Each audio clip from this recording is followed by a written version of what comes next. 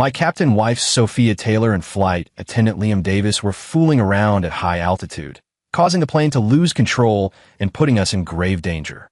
Liam Davis immediately panicked, pulled up his pants, and cried out to Sophia Taylor, "Only your husband, this ace pilot, can save us now." When I learned my wife was in trouble, I didn't hesitate. I mobilized every resource and finally got the plane to make an emergency landing. But to my surprise, the moment we touched down, Sophia Taylor slapped me in front of everyone. "Ethan Johnson, why did you deliberately give me the wrong instructions? Do you know you nearly killed the more than 3,000 passengers on our flight?" Before I could recover from the shock, I was beaten to death by angry passengers. When I opened my eyes again, I had returned to the day the plane crashed. This time, watching the rapidly falling blip on the radar, I switched off the communications equipment. Chapter 1. A389 calling the tower. A 389 requesting an emergency landing. Repeat, we have encountered. After the piercing electrical noise, the control center instantly erupted into chaos. What's going on? We can't reach Captain Sophia. Altitude is dropping rapidly. Oh my God, the plane is out of control. Mr. Ethan, hurry. Only you can handle this. My colleagues' anxious shouts pulled me back to reality from the days of my rebirth. I stared at the rapidly falling blip on the big screen, a bone-deep hatred flashing in my eyes. In my previous life, it was that light spot that destroyed everything for me. I personally took Sophia Taylor from an intern and turned her into the most dazzling star captain. We were the couple everyone in the industry envied. I thought we loved each other deeply, until flight A389 went out of control.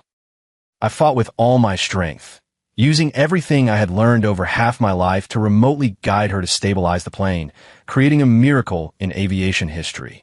But what I received was not an embrace or gratitude, but a slap and a cold accusation. She perfectly shifted all the blame onto me, painting herself as a hero who, at the last moment, turned the tide against a wrong command and saved everyone. Angry passengers and the media tore me to pieces. I died without peace. Mr. Ethan, please think of something. Beside me, the deputy commander, one of my protégés, Noah Wilson, was sweating profusely with worry. I took a deep breath, suppressing the surging hatred, my face showing extreme anxiety. Don't panic. Immediately connect me to A389's emergency backup channel. I need to speak directly with Sophia Taylor. My voice was terrifyingly calm, and the backup channel was quickly connected. What came through wasn't Sophia Taylor's calm professional report, but a man's panicked, sobbing cries. "Sophia Taylor, what do we do? The plane is really out of control. Are we going to die?" It was Liam Davis, Sophia Taylor's personal flight attendant, and also her secret lover. In my last life, I only found out about their relationship after I died. Then Sophia Taylor growled angrily, "Shut up. Why are you crying? Put your pants on." In the command center, everyone who heard that exchange froze, so quiet you could hear a pin drop. The expressions on their faces were varied and vivid. Shock, bewilderment, and unabashed pity for me. I seemed not to hear them.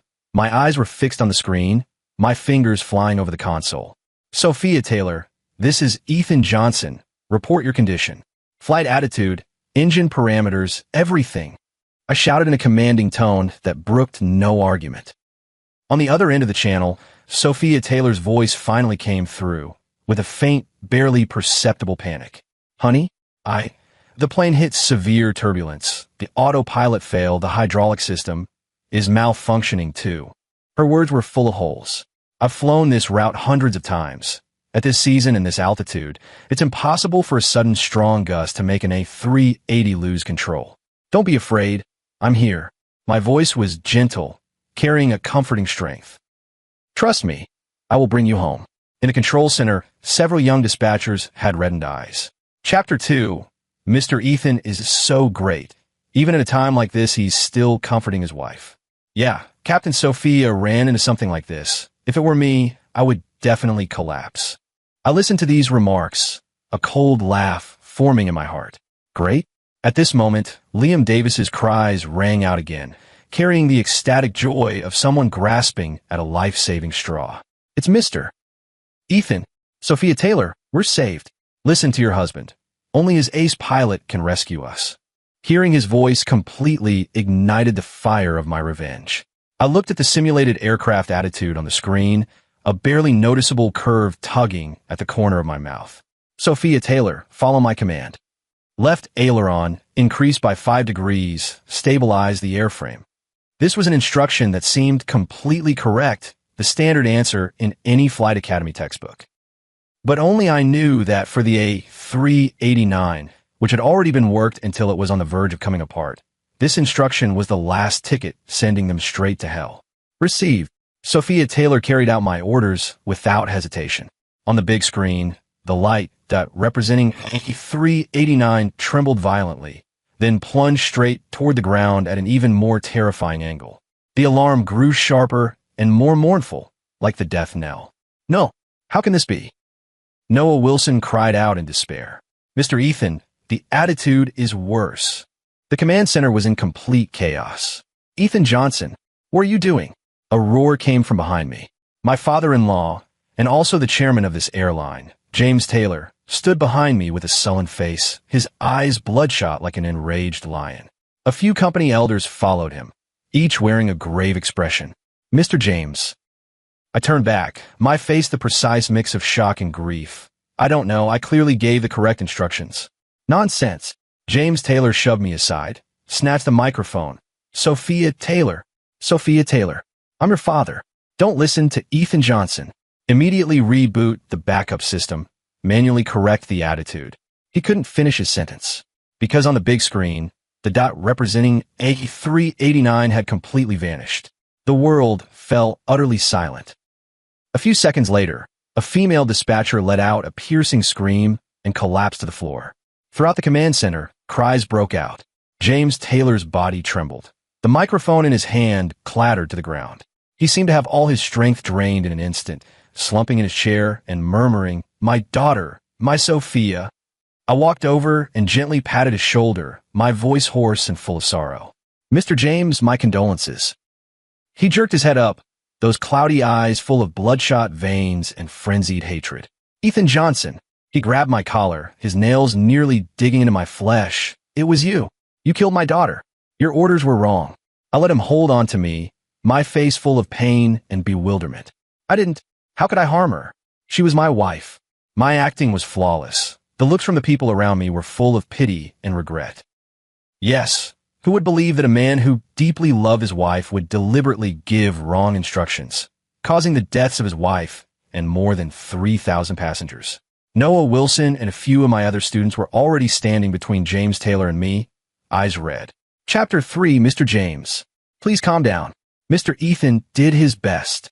Yes, the situation with the plane was too complicated at the time. No one could have expected this.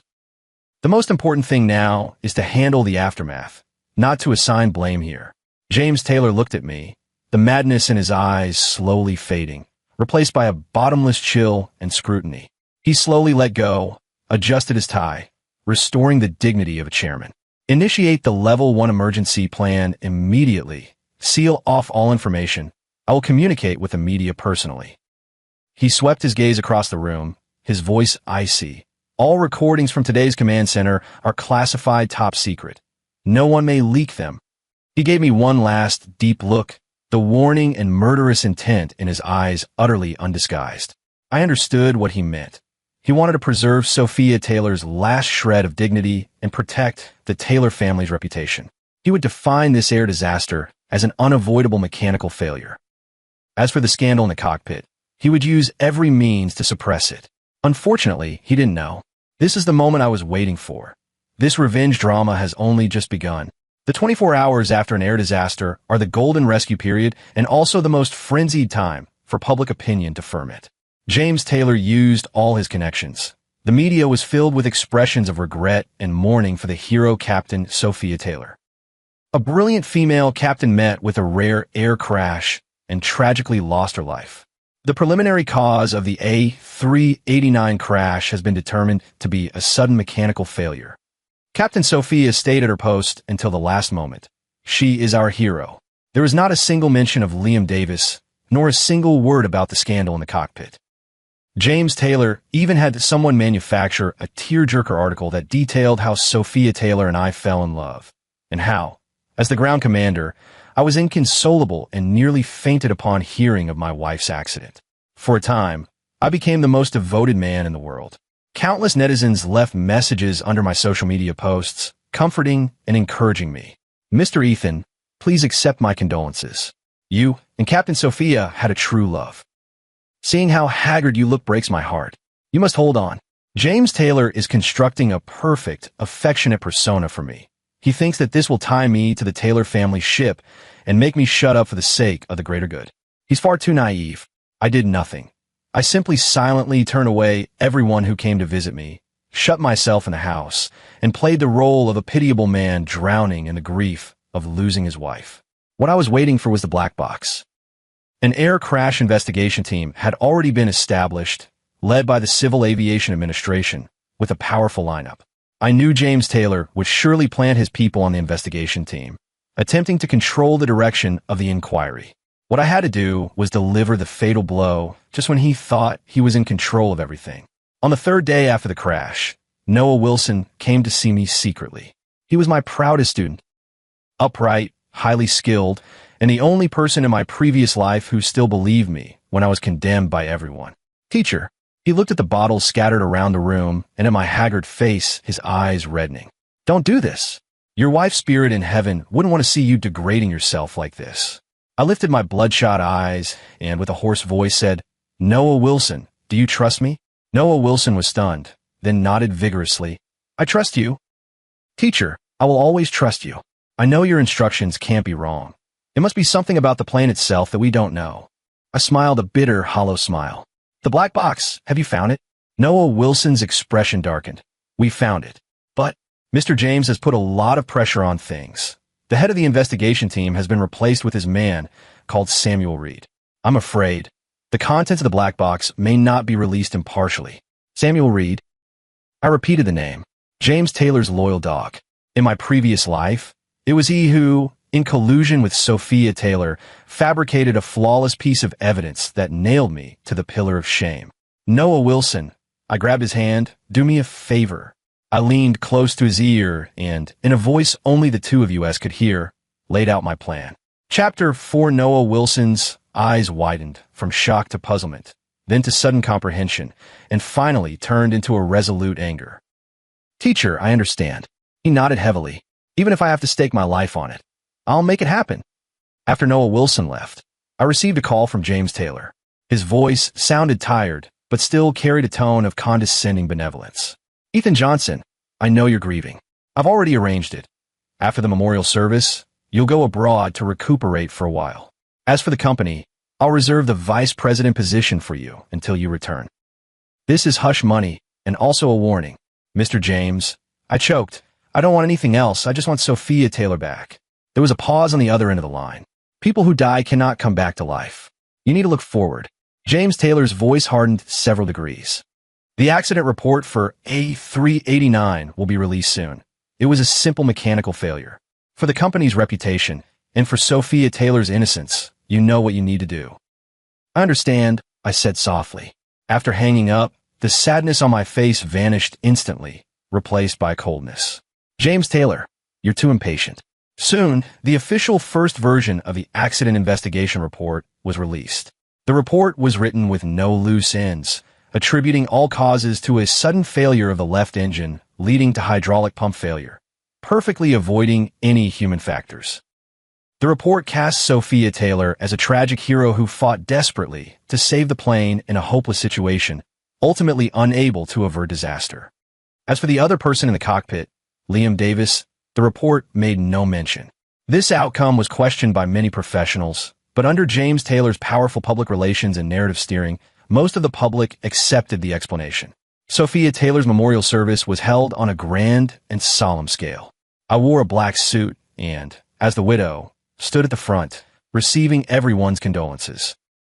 I looked gaunt, my eyes hollow, and every step I took was unsteady, as if I might collapse at any moment. James Taylor stood beside me, watching me like this, a trace of satisfaction showing in his eyes. The memorial service was halfway through. Just as James Taylor was about to take the stage to deliver the eulogy and bring the scene to a climax, the hall's doors were suddenly thrown open. A group of people burst in. Leading them was a middle-aged couple in their 50s, wailing as if their hearts were being torn apart. "James Taylor, give me back my son's life." The woman, frantic like a madwoman, broke through the security's restraint and lunged at James Taylor, clawing and scratching. They were Liam Davis's parents, Mr. Davis and Mrs. Davis. James Taylor's expression changed drastically. He barked, "Security! Get them out of here!" Mrs. Davis clung tightly to James Taylor's thigh, crying out, "My son died for no reason. Why doesn't your report even mention his name? He was a flight attendant. He was on that plane. Why are you so evasive? Did my son discover something about you? And you silenced him." Her words detonated like a bomb, exploding in the quiet conference hall. All the guests and reporters were stunned, and immediately countless cameras and flashes turned toward the chaotic scene. I stood aside, watching the farce with cold eyes. I had Noah Wilson find Liam Davis's parents and tell them that their son had died under mysterious circumstances and that the airline, to cover up the truth, had deliberately erased his existence. With their greedy and foolish nature, they were bound to make a scene, and sure enough, they did not disappoint me. Mr. Davis also rushed forward, holding up a photo of Liam Davis, crying to the reporters, "My son was closest to Captain Sophia. He said Captain Sophia took great care of him.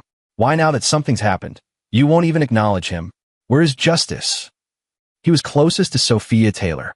A sharp-eyed reporter seized the keyword and immediately pressed further. The scene completely spiraled out of control. James Taylor's face was so dark it looked like it could drip water.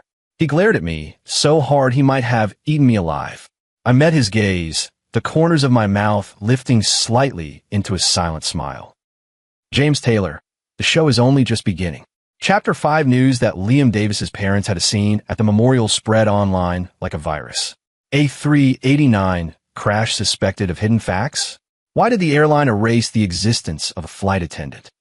Victim's family exposes. Male flight attendant on the crash plane had a close relationship with the female captain.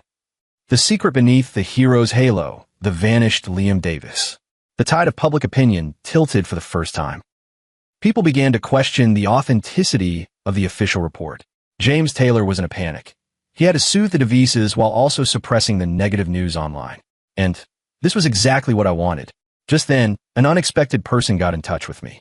It was another member of the air crash investigation team, Olivia Martinez.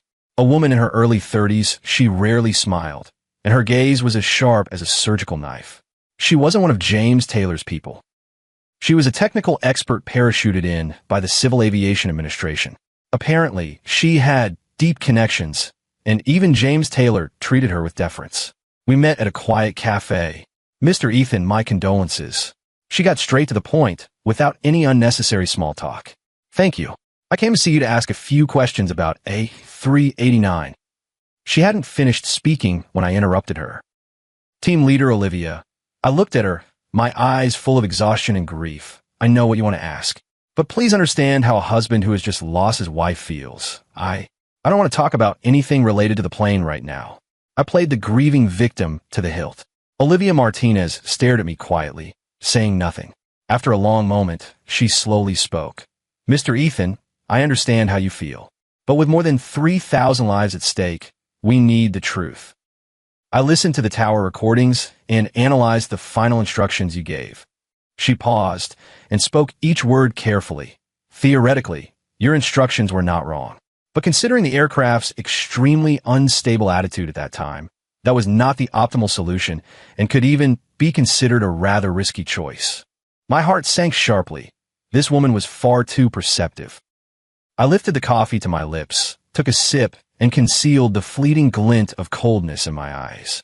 The situation was urgent. I had no time to calculate the optimal solution. The only thought in my head was to save her. My voice trembled. Perhaps I was too hasty. My concern muddled my judgment. If I'd known it would end like this, I would rather have. I didn't continue, only closing my eyes in pain. Olivia Martinez fell silent. She seemed moved by my deep affection, and the sharpness in her eyes softened a little. "Sorry, Mr. Ethan, I was abrupt." She sighed.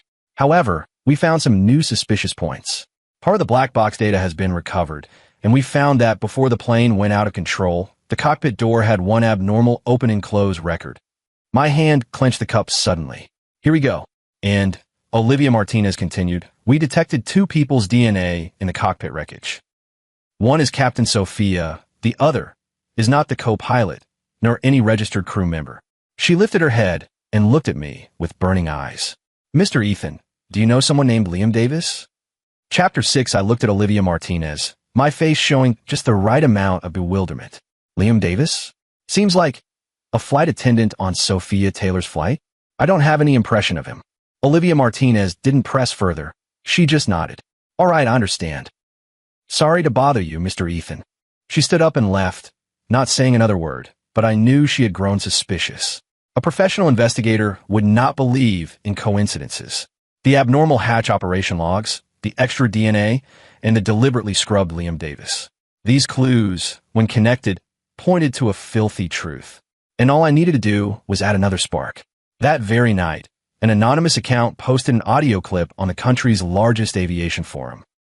The clip was short, only a dozen seconds, with a noisy hum of electrical current in the background. But one exchange and it was clearly audible. Sophia, Taylor, what do we do? The plane is really out of control. Are we going to die? Shut up. Stop crying. Put your pants on. This audio clip is a short segment I extracted from the backup channel recording at the control tower. I didn't include the part where Liam Davis called my name because the time wasn't right. Even this alone was enough to ignite public opinion. The audio was posted for less than an hour, and the play count had already broken 1 million. The entire internet exploded. What the hell? Is this the recording from A389's cockpit? For real? Wearing pants? Wearing pants in the cockpit? I think I might know something huge. My God, could it be that when the plane went out of control, the captain and that flight attendant were... The more you think about it, the more terrifying it becomes. This is no longer a simple air accident. This is murder. It's a murder of everyone on board.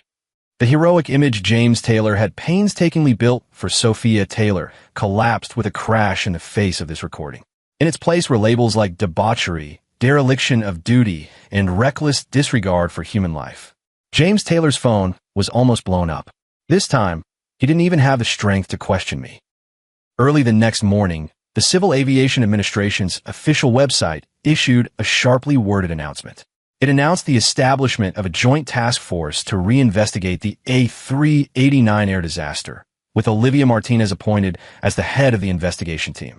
Samuel Reed, the one James Taylor had planted, was forced to take leave on the grounds of ill health. The tide had completely turned.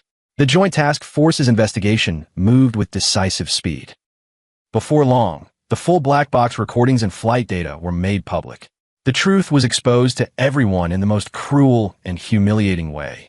In the half hour before the plane went out of control, what Sophia Taylor and Liam Davis did in the cockpit, and every filthy word they spoke, were clearly recorded. Because they were seeking thrills at high altitude, Liam Davis mistakenly touched a certain crucial lever, triggering a series of chain reactions that ultimately caused the plane to lose control. And the instruction I gave was repeatedly examined by the expert panel. The conclusion is, under such extreme circumstances at the time, the orders given by Mr. Ethan Johnson, although not optimal, conformed to emergency operating procedures and did not involve subjective intent. The plane's crash was fundamentally caused by the pilot's gross negligence and mechanical failure. Yes, mechanical failure. Olivia Martinez's team discovered a fatal problem that had been covered up by James Taylor while analyzing the flight data. The A389's hydraulic system had long been suffering from severe aging and improper maintenance issues. Even without Sophia Taylor and Liam Davis's recklessness, this plane was bound to have an accident sooner or later. Their actions merely detonated this time bomb ahead of schedule. In an instant, Sophia Taylor went from a tragic heroine to an eternal sinner. James Taylor, my mother-in-law, turned white-haired overnight. The Taylor family's airline had its stock hit the daily limit down for 10 consecutive sessions, teetering on the brink of bankruptcy. Everyone thought that this was where it should end, but only I knew it was not enough. What I wanted was for them to be ruined and disgraced, never to recover. What I wanted was for all the injustices of the previous life to be completely rectified. Chapter 7, I took the initiative to contact Olivia Martinez. Team leader Olivia, regarding the instruction I issued, I have some new ideas. On the other end of the line, Olivia Martinez was silent for a moment. Mr. Ethan, please go ahead. That order, I paused, speaking each word deliberately, was not a mistake in judgment. It was intentional. In Olivia Martinez's office, the atmosphere was so tense it felt like it could freeze. She looked at me quietly. There was no shock in her eyes, only a sense of I knew it comprehension. Why, she asked. Because I had a dream. I uttered those 4 words calmly. Olivia Martinez's eyebrows twitched slightly. Evidently, this answer exceeded her expectations. I didn't give her a chance to probe further. I recounted the events of my previous life in full, just as they had happened. From how I remotely guided and miraculously saved the plane, to how Sophia Taylor, in front of everyone, stabbed me in the back and framed me as the murderer, then to how I was beaten to death by an enraged crowd. My narration was calm, without an ounce of embellishment, but that bone-deep despair and hatred cooled the temperature of the entire room. Olivia Martinez hadn't interrupted me. She simply listened quietly, her fingers unconsciously tapping the desk. When I finished speaking, the office fell into a long silence. Your story is compelling. After a long while, Olivia Martinez finally spoke slowly. But, Ethan Johnson, that doesn't give you a reason to deliberately kill more than 3,000 people. I'm not trying to defend myself. I looked at her, my gaze calm. I just want to tell you a fact. Sophia Taylor and James Taylor. This isn't the first time they've done this. Olivia Martinez's eyes narrowed. What do you mean? The maintenance issues with a 389. Did you think Sophia Taylor didn't know? I sneered. She knew. She knew better than anyone. She even brought up grounding it for repairs to James Taylor more than once. But James Taylor rejected it each time, claiming the cost was too high. I took a stack of documents from my briefcase and pushed them in front of Olivia Martinez. This is the encrypted file from Sophia Taylor's office computer that I recovered. Inside are the email exchanges between her and James Taylor about airplane safety issues and the maintenance defect reports she secretly recorded. These were all obtained quietly by me after I was reborn, using the convenience of my position. In my last life, after I died, all this evidence was completely destroyed by James Taylor. This time, I won't give him another chance. Olivia Martinez picked up the documents and flipped through them page by page, her expression growing increasingly grave. Olivia Martinez's voice was a little hoarse. If she knew the plane had such serious safety issues, why did she still fly? Why even do that in the cockpit? Because that's the kind of person she is, I said calmly. She thought everything was under her control. She thought she could enjoy the thrill of an affair while playing the glamorous hero captain.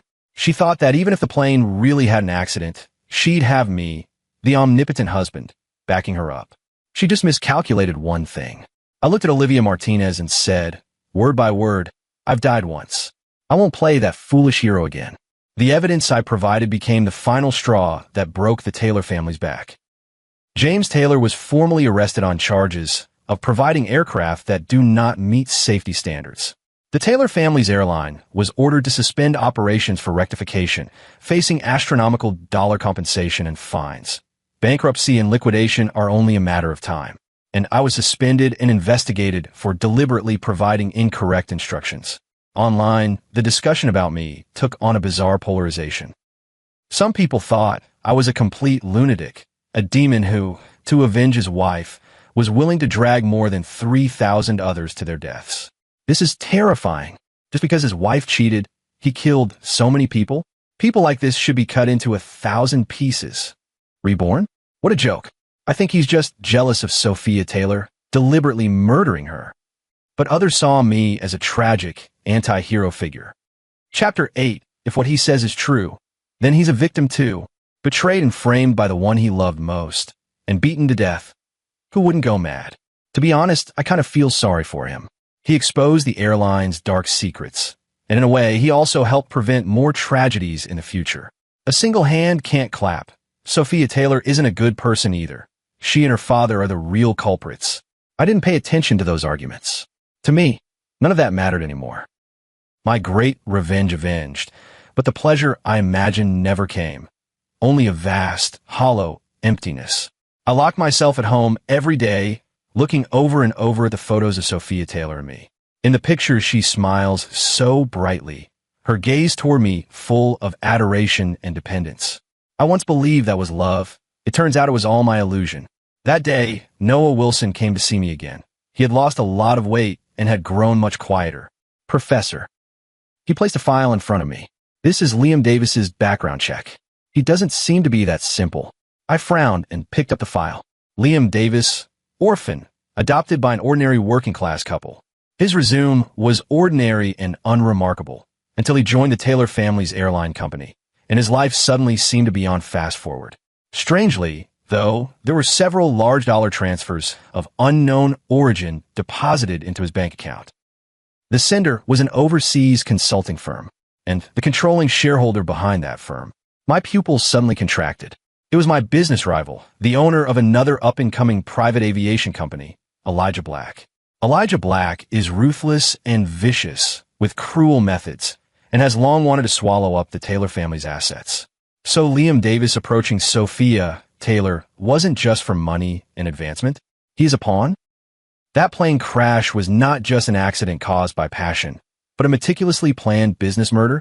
I felt all the blood in my body turn cold. My mind raced. If Liam Davis is one of Elijah Black's people, then his actions in the cockpit take on a new explanation. It wasn't an accidental press, but a deliberate act. What he intended to create was a mishap, big enough to ruin Sophia Taylor's reputation and severely cripple the Taylor family's airline, but not so catastrophic that the plane and everyone on it would be destroyed. Perhaps in his plan, I, the ace pilot, would step in at the end to turn the tide and save the aircraft. That way, Sophia Taylor and his scandal would be exposed, and the Taylor family's reputation would plummet. And Elijah Black could take the opportunity to buy up assets cheaply and reap the benefits. It's just a pity he miscalculated the biggest variable, me. I was reborn, I didn't save them. I always thought my enemies were only Sophia Taylor and James Taylor. Now it seems I may have been trapped in a huge conspiracy from the very beginning. Teacher, Noah Wilson asked anxiously as he looked at my grim expression. Are you all right?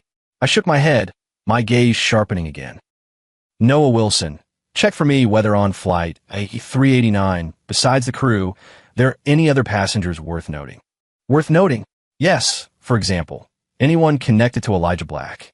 Although Noah Wilson didn't understand my intention, he still immediately nodded and went to handle it. I looked at the overcast sky outside the window, and the extinguished flame of revenge in my heart ignited again. Noah Wilson was very efficient. Chapter 9 in less than a day. He gave me a detailed analysis report of the passenger manifest. One name in the report instantly caught my attention. Emma Clark, Elijah Black's chief legal advisor, and also his lover. She was in first class on A389. Moreover, according to the information Noah Wilson found, Emma Clark purchased a large dollar U.S. aviation accident insurance policy before boarding. Everything fits together. Elijah Black's plan was more vicious than I imagined. He never intended for the plane to land safely. What he wanted was a complete, utter aviation disaster. He wanted Sophia Taylor, Liam Davis, and his own lover Emma Clark to die together. Liam Davis was the executor. Once the deed was done, there would be no witness to testify, and Emma Clark, who knew too much, also had to be silenced.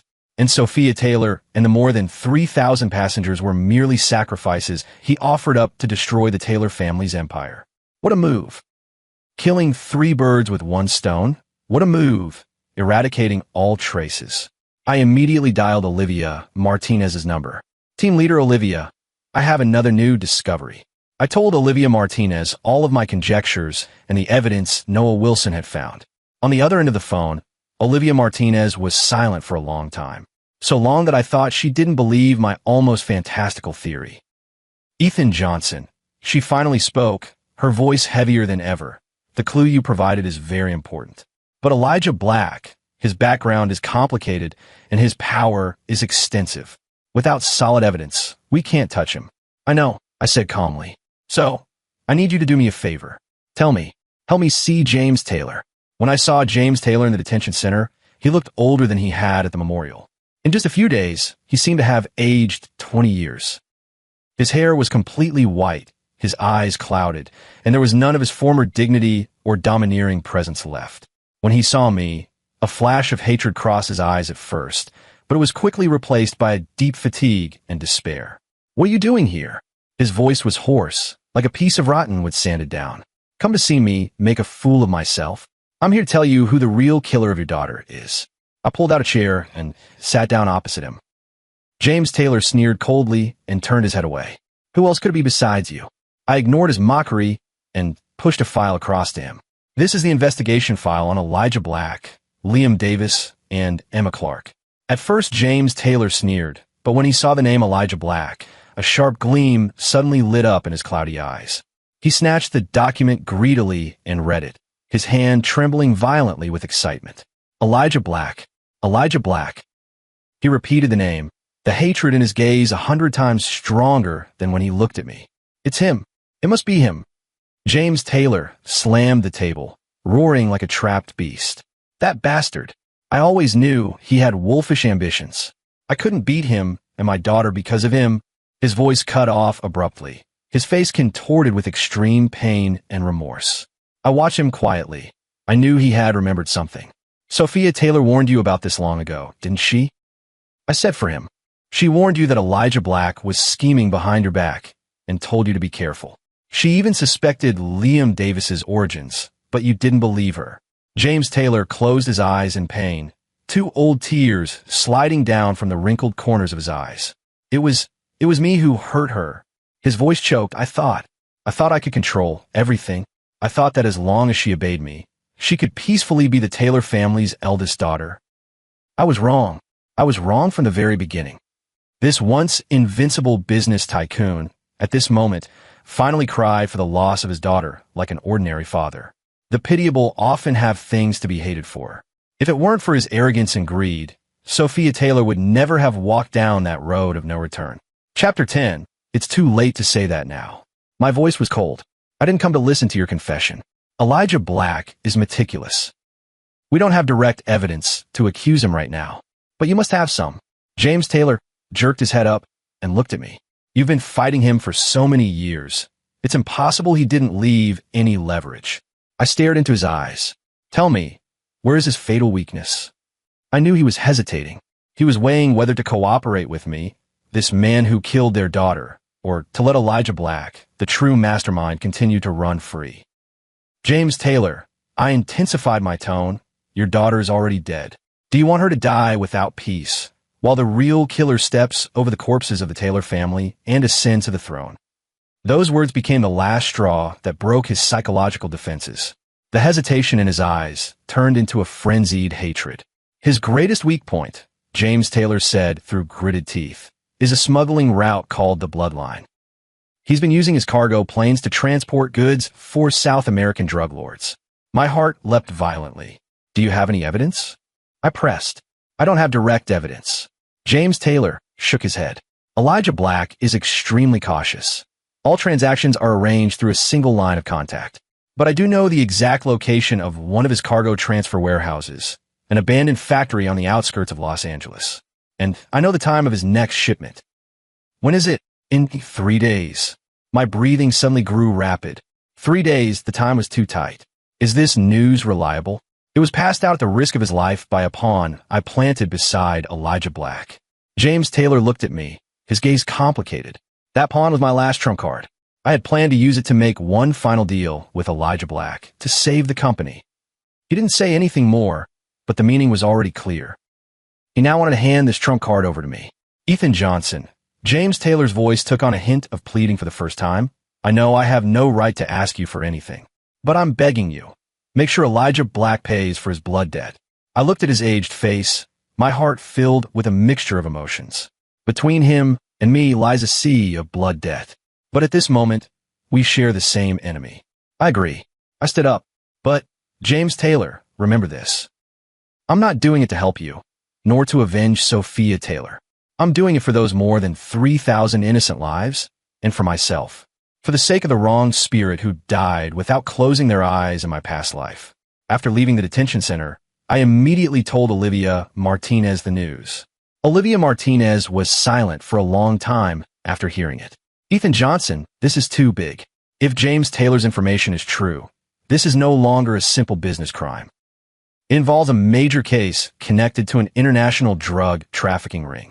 We must cooperate with the police.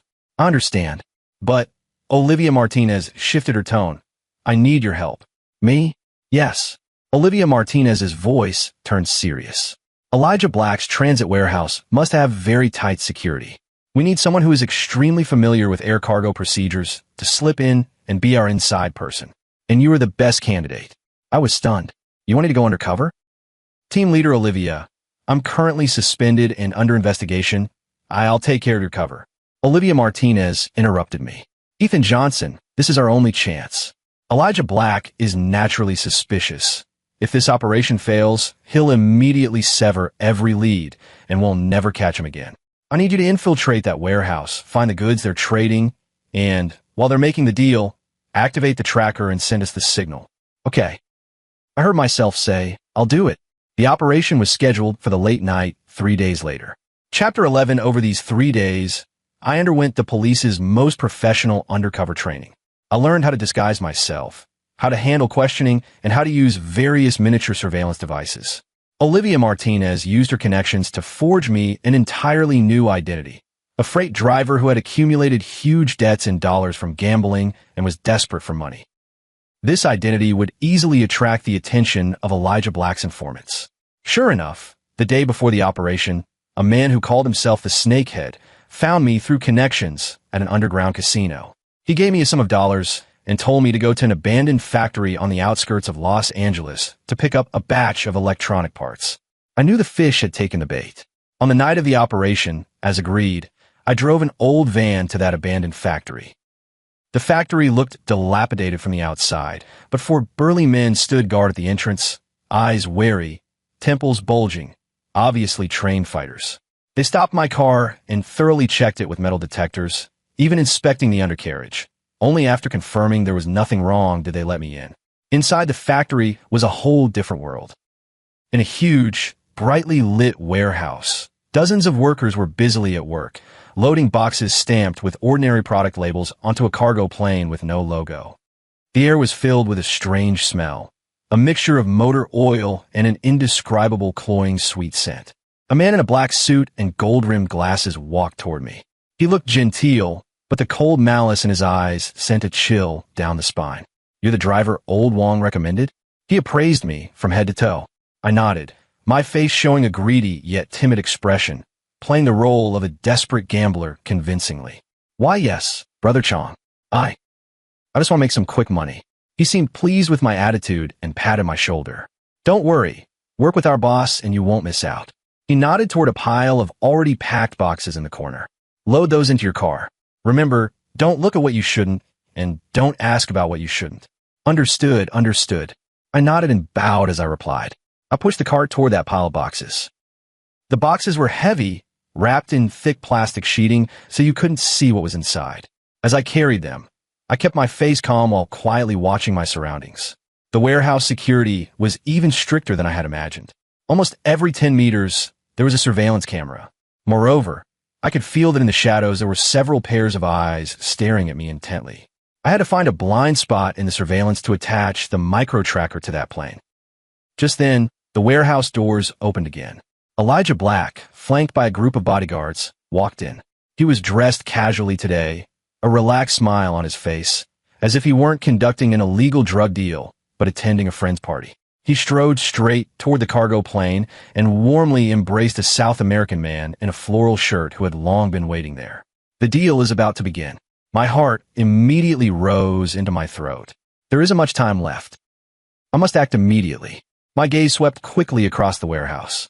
Finally, beneath the plane's tail, I found an excellent blind spot for surveillance. There were some discarded tires and oil drums piled up there, just enough to hide my body. I pretended to have twisted my ankle while moving a box, let out a cry of pain, lurched to one side, and fell behind that pile of junk. Damn it, you useless bastard. Changji cursed not far away, but he didn't come over to check. The opportunity had arrived. I gritted my teeth against the searing pain and, as fast as I could, dug the tiny locator, no bigger than a fingernail, from the sole of my shoe. Then, like a gecko, I silently crawled toward the cargo plane. The airplane's landing gear was within my reach. All I had to do was stick the locator to the inside of the landing gear's hydraulic strut, and it would be done. It was concealed well enough that even during routine inspections they would never detect it. My fingertips had already touched the coal metal.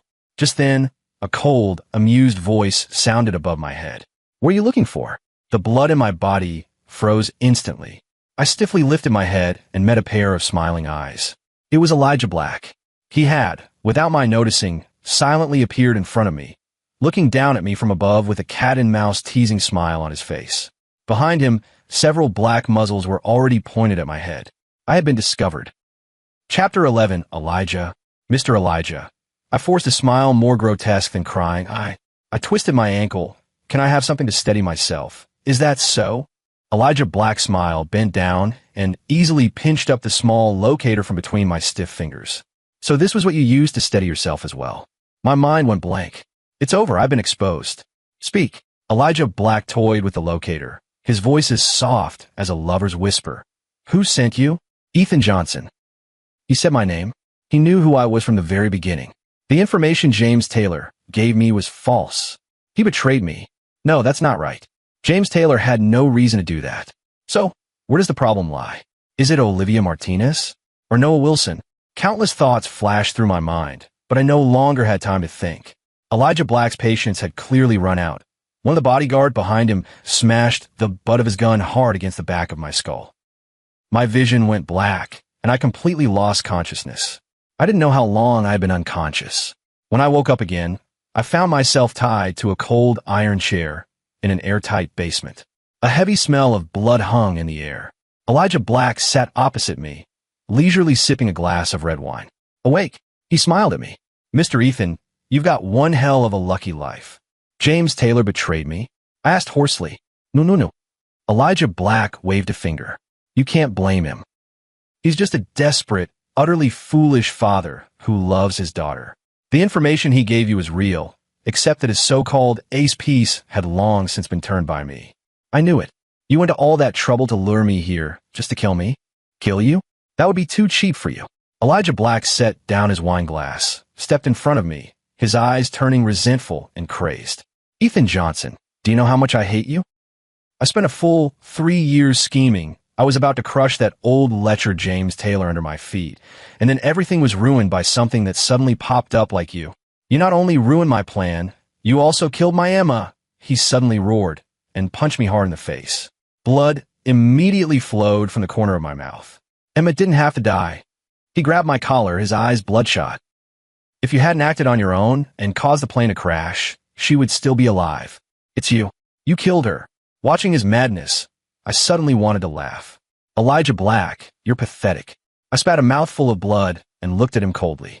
"You treated Emma Clark as a pawn you could sacrifice whenever you wanted. And now you're here pretending to be some kind of Casanova? Don't you find that disgusting?" Elijah Black's face twisted instantly. "You don't know anything." He roared. "I love her. Everything I did was to give her a future. Once I absorb the Taylor family's company, I'll be the king of aviation. Then who will dare look down on her?" "So you decided to have her and over 3,000 passengers die together? Great men do not fuss over trifles." A manic light flickered in Elijah Black's eyes. "Their deaths have meaning. They were sacrificed for the sake of a greater business empire." Madman. This was a complete, utter madman. "Ethan Johnson." Elijah Black slowly calmed, the urbane smile returning to his face. "I won't let you die so easily. I will make you watch with your own eyes how I rise again, how I build my kingdom. Then I will make you into a work of art, a piece that will forever sit in my office, an artwork to commemorate Emma." His words sent a chill through me from the depths of my heart. Just then, the basement door was pushed open. Chong walked in, carrying a tray, and on the tray lay a row of scalpel blades glinting coldly. "Boss," Chong said respectfully, "the doctor is ready." Elijah Black nodded with satisfaction. The cold blade sliced across my skin. The searing pain made my muscles tense instantly. My consciousness began to grow hazy. Chapter 12, just as I felt I was about to collapse, the basement door was suddenly smashed open with a loud bang. Fully armed SWAT officers poured in like a tide. "Don't move. Police." Leading the team was Olivia Martinez. She wore a bulletproof vest, held a gun in her hand, and her gaze was firm and sharp. The smile on Elijah Black's face froze instantly. He looked at everything before him in disbelief and murmured, "Impossible. How could you possibly have found this place?" Olivia Martinez didn't answer him. Instead, she hurried up to me.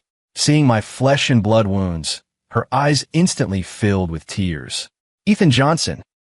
Her voice trembled as she immediately shouted to the medical staff behind her, "Quick, help him." I looked at her and tried to pull a smile, but it tugged at the wounds on my face, making me gasp in pain. Why are you here? You think I would really let you go on this mission alone?" Olivia Martinez untied my ropes, a hint of lingering fear in her voice. "The tracker in your shoe is fake. I made you wear it on purpose. The real tracker is in your tooth." I froze. In my tooth? I remembered now.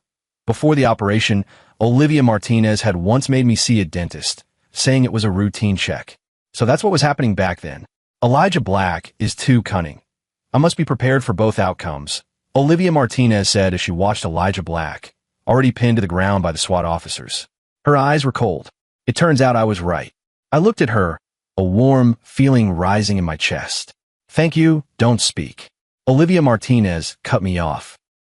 "Save your strength and fight the king of hell for your life." I laughed. This revenge that spanned 2 lifetimes was finally about to come to an end. Elijah Black was caught. He and the drug trafficking syndicate behind him were uprooted.